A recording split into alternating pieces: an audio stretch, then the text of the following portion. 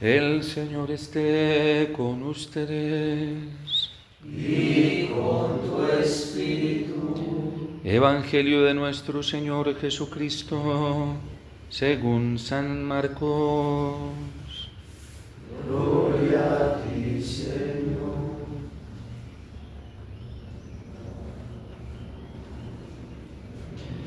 En aquel tiempo, como la fama de Jesús se había extendido tanto, llegó a oídos del rey Herodes el rumor de que Juan el Bautista había resucitado y sus poderes actuaban en Jesús. Otros decían que era Elías y otros que era un profeta, comparable a los antiguos. Pero Herodes insistía: es Juan, a quien yo le corté la cabeza y que ha resucitado. Herodes había mandado a apresar a Juan y lo había metido encarcelado y lo había encadenado en la cárcel. Herodes se había casado con Herodías, esposa de su hermano Filipo, y Juan le decía: no te está permitido tener por mujer a la esposa de tu hermano. Por esto Herodes lo mandó a encarcelar. Herodías sentía por ello gran rencor contra Juan y quería quitarle la vida, pero no sabía cómo, porque sin embargo Herodes miraba con respeto a Juan, pues sabía que era en el fondo un hombre recto y santo, y lo tenía custodiado. Cuando lo oía hablar quedaba desconcertado, pero a pesar de todo lo escuchaba. La ocasión llegó cuando Herodes dio un banquete a su corte, a sus oficiales y a la gente principal de Galilea, con motivo de su cumpleaños. La hija de Herodías bailó durante la fiesta y su baile le gustó mucho a Herodes y a sus invitados. El rey le dijo entonces a la joven: pídeme lo que quieras y yo te lo daré. Y le juró varias veces: te daré lo que me pidas, aunque sea la mitad de mi reino. Ella fue a preguntarle a su madre: ¿qué le pido? Su madre le contestó: pídele la cabeza de Juan el Bautista. Volvió ella inmediatamente junto al rey y le dijo: quiero que me des ahora mismo, en una charola, la cabeza de Juan el Bautista. El rey se puso muy triste, pero debido a su juramento y a los convidados, no quiso desairar a la joven, y enseguida mandó a un verdugo que trajera la cabeza de Juan el Bautista. El verdugo fue, lo decapitó en la cárcel, trajo la cabeza en una charola, se la entregó a la joven y ella se la entregó a su madre. Al enterarse de esto, los discípulos de Juan fueron a recoger el cadáver y lo sepultaron. Palabra del Señor. Gloria a ti, Señor Jesús.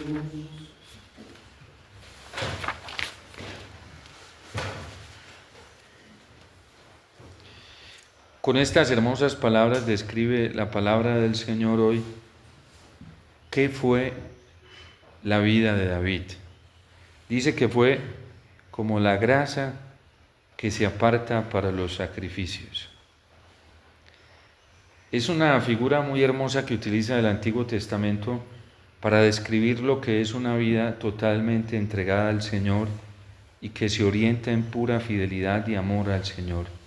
La vida de un hombre fiel y perseverante en el amor al Señor. ¿Para qué utilizaban la grasa en el Antiguo Testamento? En las órdenes que Dios daba a través de Moisés y que Moisés interpretaba que así se debían ejecutar, se separaba la grasa y de la más fina para poder quemarla y alimentar el fuego para los holocaustos. La gracia era la que mantenía vivo el fuego, era un combustible para mantener ese signo vivo y constante del fuego, que también significaba la luz de Dios, su manifestación, su amor. Y lo que está diciendo hoy el libro del Eclesiástico es que eso fue David. Fue grasa para mantener vivo el fuego de Dios. Fue combustible para mantener vivo y mantener constante el signo del fuego de Dios que siempre se manifiesta. Ese fuego, por ejemplo, que se le manifestó a Moisés en la zarza. Cómo ardía la zarza y no se consumía. La vida de David no se consumió. Fue quemado como grasa y su vida y su tienda, como la describe San Pablo, su tienda de campaña, que es este cuerpo, se fue consumiendo para mantenerse vivo hasta hoy. Una zarza que arde y no se consume, que mantiene encendido el fuego de Dios, que da testimonio del amor de Dios. Así fue también la vida de Juan el Bautista y sigue siendo hoy. Pero así fue también la vida de una manera más elocuente de nuestro Señor Jesucristo. Ya no a través de un fuego físico. A Cristo se lo consumió la rabia, la ira, la rebeldía, las impurezas nuestras. Eso fue precisamente lo que lo llevó a él a una inmolación total. Mientras todos nosotros pecábamos, andábamos errantes, infieles, en la indolencia del amor, Cristo se dejaba consumir y en realidad lo que lo llevó como grasa a ese gran sacrificio de la cruz fueron nuestras rebeldías. Recuerdo una vez una anécdota que contaba la hermana Blanca de un niño que veía a Jesús crucificado y mientras lo veía se conmovía y decía: pobrecito.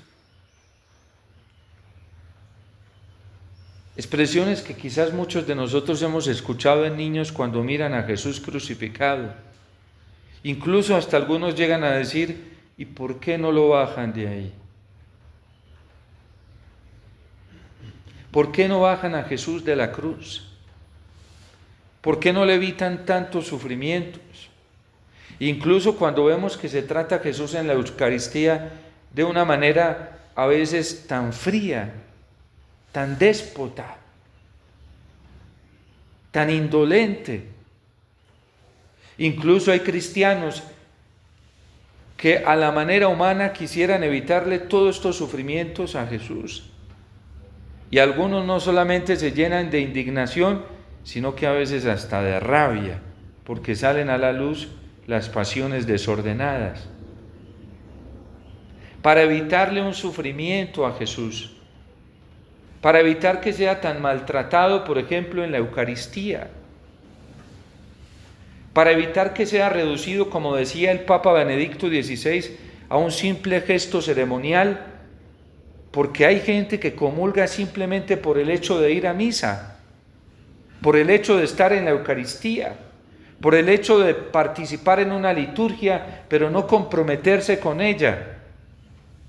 Hay gente que incluso ve la Eucaristía y el comulgar el cuerpo del Señor como un derecho, que nadie lo puede negar, sin la suficiente preparación, sin confesarse, sin el arrepentimiento de los pecados, sin el reconocimiento de los mismos. Y es evidente que eso se convierte en un fuego que consume a Jesús. Y hay veces quisiéramos evitarle eso al Señor, pero no podemos. Porque es necesario que esta vida se consuma como un testimonio de amor para que toque nuestro corazón y lo lleve al arrepentimiento. Es lo que está tocando el corazón de Herodes. Parece ser, como lo narra San Marcos, que el testimonio de Juan logró calar en el corazón de Herodes, porque ahora está perturbado y es una perturbación hasta buena, porque lo tiene confrontado el que Juan el Bautista haya resucitado y se esté manifestando, y efectivamente se está manifestando en la vida de Jesús, porque Jesús recoge todo el testimonio de los hombres justos y fieles, incluso el de David y de todos los demás profetas, pero ahora lo manifiesta en plenitud, porque ese testimonio que daban todos ellos, en el fondo era el mismo testimonio de Jesús, que todavía no se había encarnado, pero ahora sí ha encarnado, y él lleva ese testimonio a la plenitud. Lo que demostró en la vida de David, mientras ardía en él, y en la vida de los demás profetas, ahora lo está demostrando de manera más plena en su propia vida de Dios y en la naturaleza humana de todos los hombres y mujeres que él ha asumido. Y arde hoy en la Eucaristía. Y tiene por qué confrontarse la conciencia de Herodes.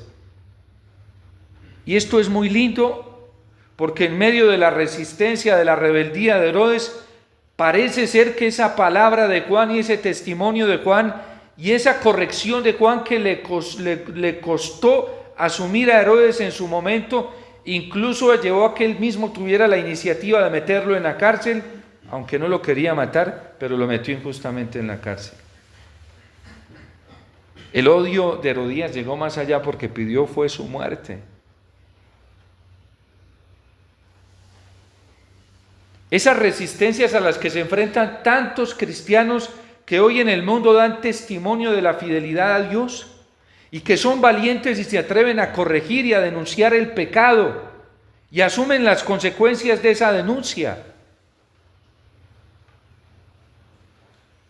Alguno podría decir que es que Juan el Bautista fue muy imprudente, atreverse a manifestarle el pecado a un rey que además el pueblo judío lo consideraba escogido por Dios, como era Herodes, y que Roma lo reconocía y le atribuyó legalmente poderes gubernamentales. Tenía poderes tanto en el ámbito teocrático divino como en el ámbito público y civil. Pero Juan el Bautista, por amor a él y a su alma, se atrevió a corregirlo. Quien ama verdaderamente al prójimo y a su hermano, pues lleva a cabo este. Alguien que ame verdaderamente al prójimo no se va a quedar quieto mientras ve que se hunde y que se puede condenar y que se puede perder su alma.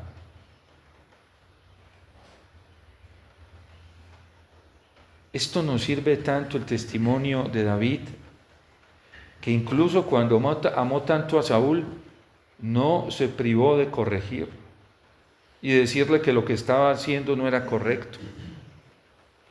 Esto nos enseña tanto a comprender la caridad de una manera integral y no relativista como a veces hoy se mira, donde se justifica a quienes caen en pecado y a veces se condena a quienes en sus imperfecciones buscan al Señor.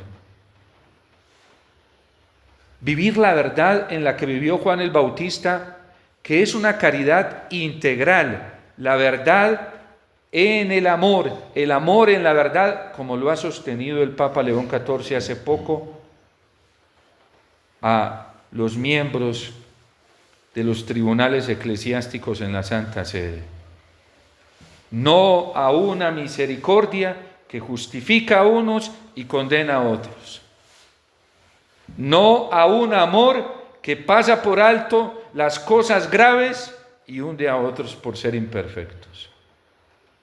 Sí a un amor, dijo el Papa, y es que lo trae la palabra del Señor, sí a una misericordia, sí a una caridad que quiere el bien eterno de todos.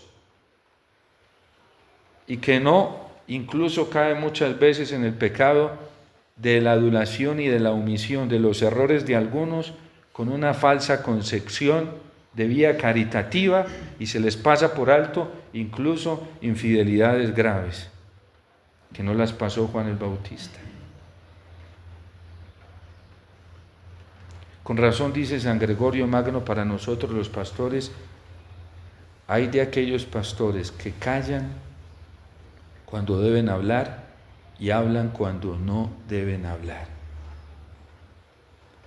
Este mundo es muy intolerante porque es un mundo que es supremamente agresivo, violento, y es muy agresivo, muy duro, muy severo con los defectos de los demás y callado con las grandes faltas que dañan la dignidad de la persona humana.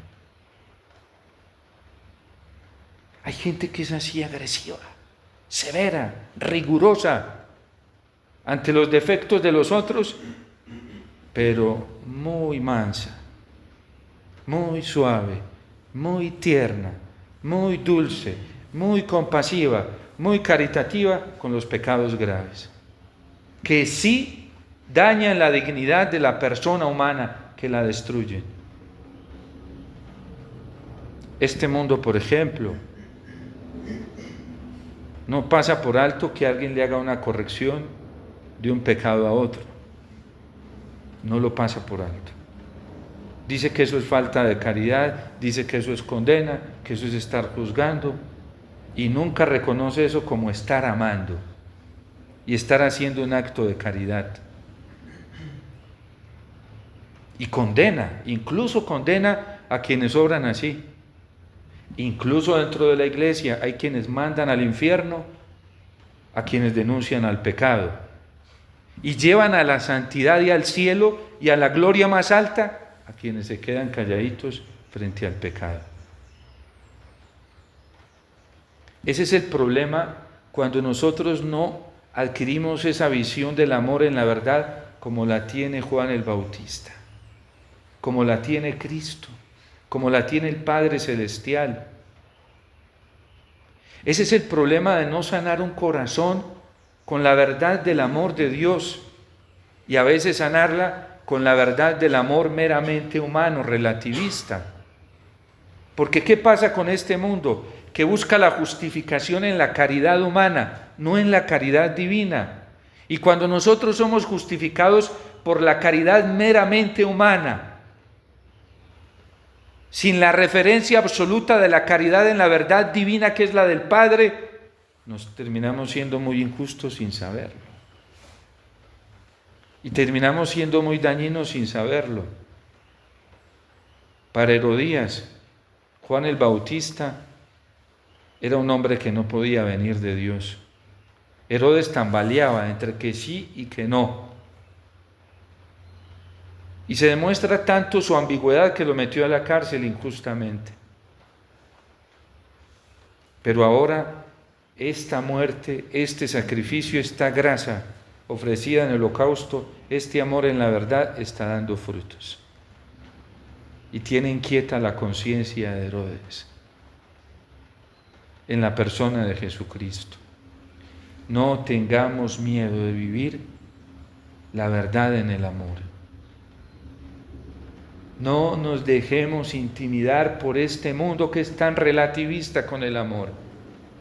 El Papa Benedicto XVI, en la encíclica Deus Caritas en Caritas in Veritatis, decía que cuando la referencia del amor no es Dios,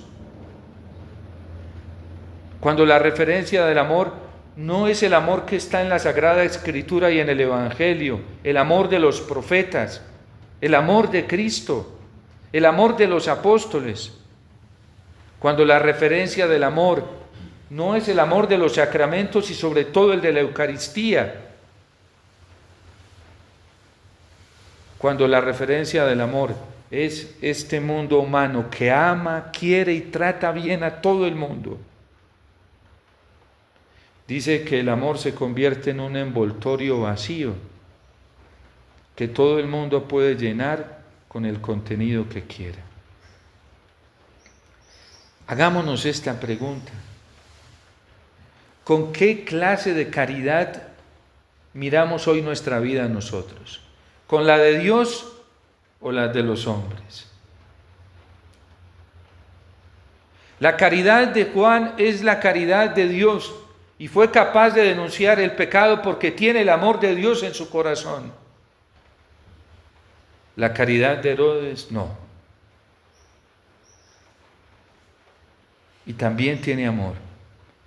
Y seguro que si hubiéramos tratado con Herodes, hubiéramos visto un hombre que se granjeaba a todo el mundo, intentaba ganarse todo el mundo y acomodarse a todo el mundo y satisfacer a todo el mundo para tener contento a todo el mundo porque amaba a todo el mundo. Pero sin verdad. En estos tiempos en donde nuestro país sufre tanto por la polarización que hay ahora a nivel político, pero también a nivel religioso, tanto nos sirve el testimonio del patrono de los políticos y de la política, que es Santo Tomás Moro. ¿Por qué la Iglesia exalta su testimonio para la política? Porque prefirió morir como un holocausto por la verdad en el amor que aceptar los puestos altísimos que le ofrecía el rey para que se quedara calladito y no denunciara los pecados del rey. Incluso cuando tenía a su hija y a su esposa delante de él y lloraban por él, a ver si de pronto suavizaba su lenguaje Tomás Moro y le decía al rey: no, ¿sabe qué? Yo fui muy duro y muy severo, porque es que le dijo al rey que estaba viviendo en adulterio y que eso no era un testimonio de fe ni de una persona digna que estuviera en el gobierno, que vivía en adulterio. Y es que era muy fácil para Santo Tomás Moro quedarse calladito y no decir nada, y hubiera podido haber hecho mucho bien, según el criterio relativista humano, hubiera podido haber hecho mucho más bien, porque incluso hasta lo iban a crear primer ministro, y así hubiera dado más testimonio del amor de Dios que ponerse a denunciarle el pecado al rey. Y lo hizo públicamente. Ay de aquellos pastores, dice San Gregorio Magno, que a fuerza de falsa prudencia callan cuando deben hablar. Y ay de nosotros cristianos, cuando callamos lo que verdaderamente ofende a Dios y ofende la dignidad de la persona humana por una supuesta caridad y prudencia. Por lo menos aquí vemos en el testimonio que nos deja hoy San Marcos que la supuesta dureza y rigidez de Juan el Bautista logró tocar la conciencia de Herodes. Y a lo mejor hasta nos lo encontremos el día del juicio. ¿Quién sabe si en el cielo? Pues porque todavía no sabemos si clasificaremos o no. Pues luchamos y trabajamos y confiamos en que podemos hacerlo, pero bueno, hay que pasar el filtro del juicio que va a ser en el amor, en la verdad. Entonces, que el testimonio hoy de David, que se consumió como grasa, el testimonio de Juan el Bautista y sobre todo el testimonio del Señor, que fue la verdad en el amor, nos motive a nosotros a dar, y también de Pablo Miki y sus compañeros, nos lleve a nosotros a dar testimonio de la verdad en el amor como ellos. El Señor está aquí con nosotros y enciende nuestro corazón de ánimo, de fuerza y de esperanza para que no tengamos miedo. Ya vemos cómo triunfan quienes viven la verdad en el amor en la verdad. Triunfan e incluso terminan haciendo más bulla después de muertos que vivos. Que la Virgen Santísima interceda por nosotros, al igual que San José.